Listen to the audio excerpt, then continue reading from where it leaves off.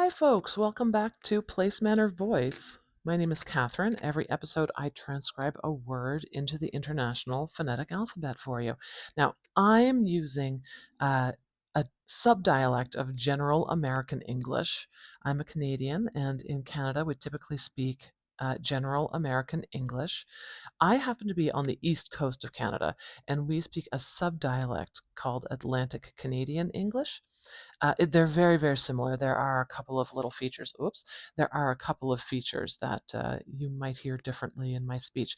So, and that's good to know. Like, it's important to know what accent folks are speaking with, what dialect they speak, and then you can choose how you transcribe your words.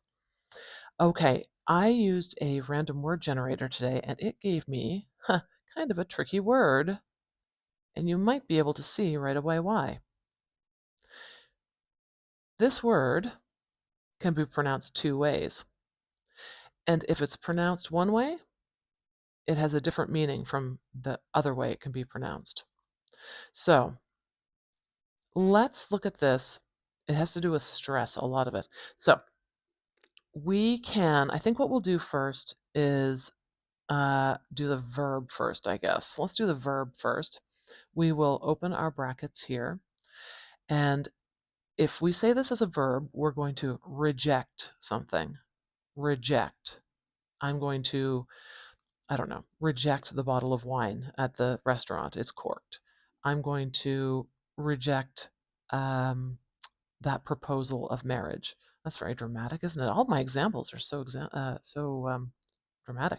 Okay, let's look at the first sound here. We've got a for the North American R or sound. We use this turned R.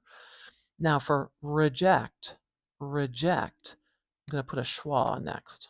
And you might be able to hear that it's very short. I'd make that schwa a little too tall, didn't I? That's okay. But in duration, the sound is very short. Next, we've got a j sound, reject. This is one of the fancier looking symbols, j, j.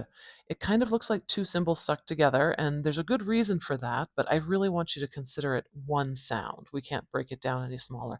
J, j. Reject, reject. Okay, for this one here, we're going to use the dress vowel, reject, reject. And then next, we've got k and t. Right next to each other, reject, reject. That is a tight cluster of two stop sounds together. Now, you know, the name of this title is Place, Manner, Voice. When I say manner, that's what I'm talking about when I say stop. It really has to do with how the air flows through the mouth. So we've got k and t, where we stop the air in our mouth and then let the air explode out of our mouth. K, t, reject, reject. Okay, so that's reject. Oh, no, I'm not done, am I? I have to put in the syllable stress marker. So for reject, reject, even though the vowel is naturally very short, the stress is on the end of this word. Reject, reject. So I'm going to put my stress marker here at the beginning of this syllable, and that's going to show that it's like small, big, or I don't know, short, long, whichever way you want to kind of think of it in your head. Reject. Okay, let's say like, oh, that's a reject. What would we call that? An adjective? A reject? Yeah, I think that's a reject. Or is it a noun? Yeah, maybe it's a noun actually. It's rejected if it's an adjective, but really it's a noun, a reject. Okay, reject, reject, re. So I'm changing the schwa to a pure vowel, a true long vowel, reject. J. Really, from here on in, it's the same, isn't it? Reject, reject, reject. But do you hear how the stress has changed?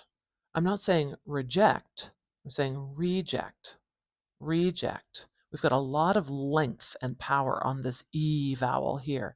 So that means I'm going to put the stress marker at the beginning of that first syllable for this one. Reject, reject.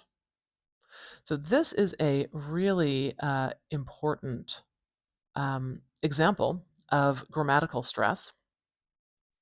Grammatical stress, and that really means that depending on where you place the stress in a word, it can change the meaning of a word and also change the part of speech, change its grammar.